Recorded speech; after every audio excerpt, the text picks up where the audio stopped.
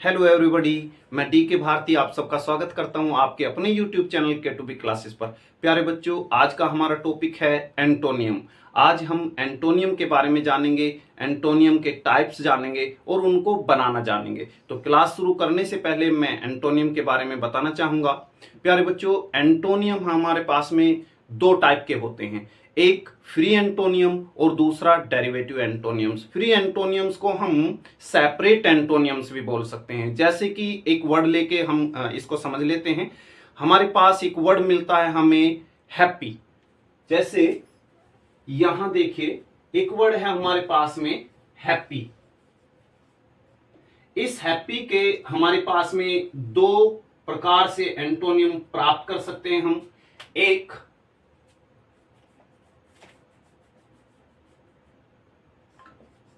Happy,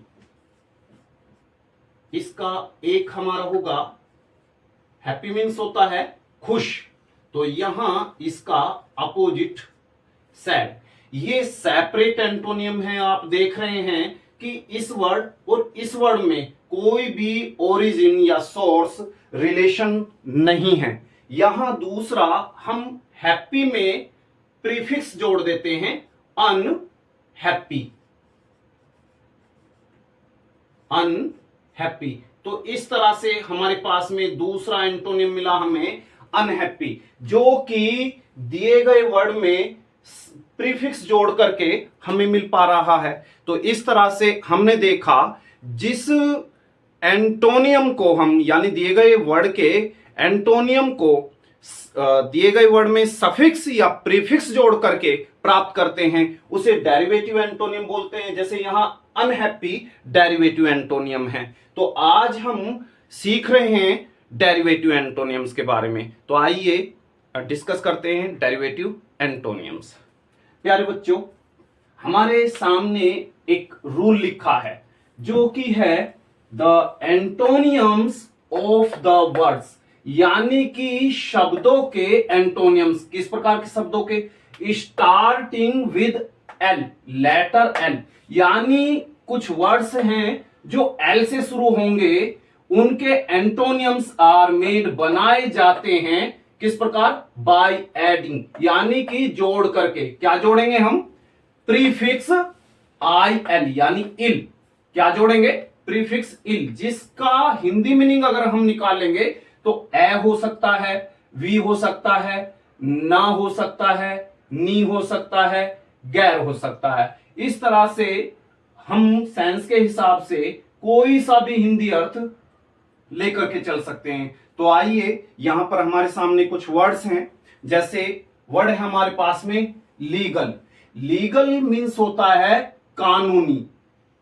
तो यहां पर लीगल का एंटोनियम जब हम लेंगे तो हमने देखा कि लीगल जो एल लेटर से स्टार्ट है, लीगल वर्ड एल लेटर से स्टार्ट है, यहां पर सभी एल लेटर से स्टार्ट है। तो इनके सीधे सीधे एंटोनियम बनाने के लिए हम क्या करेंगे? सभी से पहले यहां पर इनके सामने दिए हैं आई एल ऐड कर देते हैं। तो यहां पर हमने आई और एल इसमें ऐड कर दिया है, यानी कि प्रीफिक्स जोड़ दिया है। तो यहां अब इसका अर्थ हो जाता है, क्योंकि यहां पर आई एल जोड़ा है तो इसका भी अर्थ यहां पे इसके हिंदी मीनिंग में हम ऐड करेंगे। जैसे यहां पर है कानूनी, तो यहां गैर कानूनी, तो ये हमारा हो गया गैर कानूनी, यानी कि कानूनी गैर कानूनी। ये वर्ड इस वर्ड का अपोजिट हो गया, या यूं कहिए इस वर्ड का ये वर्ड अपोजिट हो गया। इसी तरह से लेजिबल, लेजिबल होता है पठनीय। तो यहां पर हम इसमें भी, चूंकि ये भी एल से स्टार्ट है, तो यहां इसमें भी हम क्या करेंगे? आई एल ऐड कर देंगे। तो ये हो गया इलेजिबल। इलेजिबल का अर्थ हुआ यहां पर पठनीय है तो यहां ए जोड़ देते हैं हम, तो ये हो जाएगा अपठनीय। तो इस प्रकार हम नेक्स्ट वर्ड पे चलेंगे। तो नेक्स्ट वर्ड है हमारा लिबरल। तो लिबरल का अर्थ होता है उदार। यहां पे ये भी हम देख रहे हैं एल से स्टार्ट है, तो यहां पर भी हम आई और एल को ऐड कर देते हैं। तो इस तरह से ये हो गया इलिबरल, जो कि निरुदार या अनुदार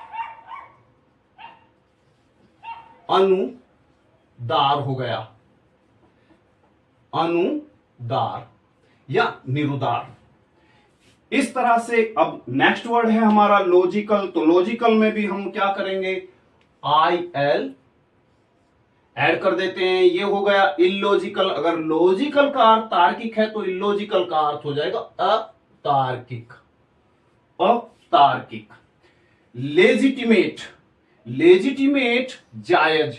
तो यहां एल से स्टार्ट है, हम देख रहे हैं, तो इस तरह से यहां भी हम आई एल ऐड कर देते हैं, तो ये हो गया इलेजिटिमेल मेट। तो यहां इसका अर्थ हुआ जायज ना जायज, यहां हम ना जोड़ देते हैं, तो ये हो गया इसका अर्थ ना जायज।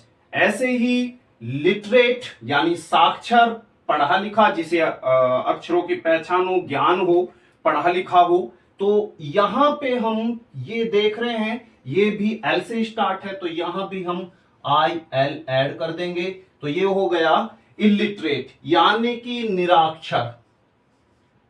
तो ये हो गया निराक्षर।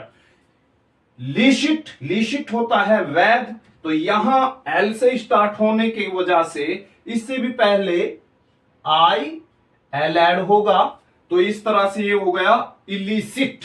तो यहां इलिसिट यानी कि लिसिट वैध, तो इलिसिट अवैध।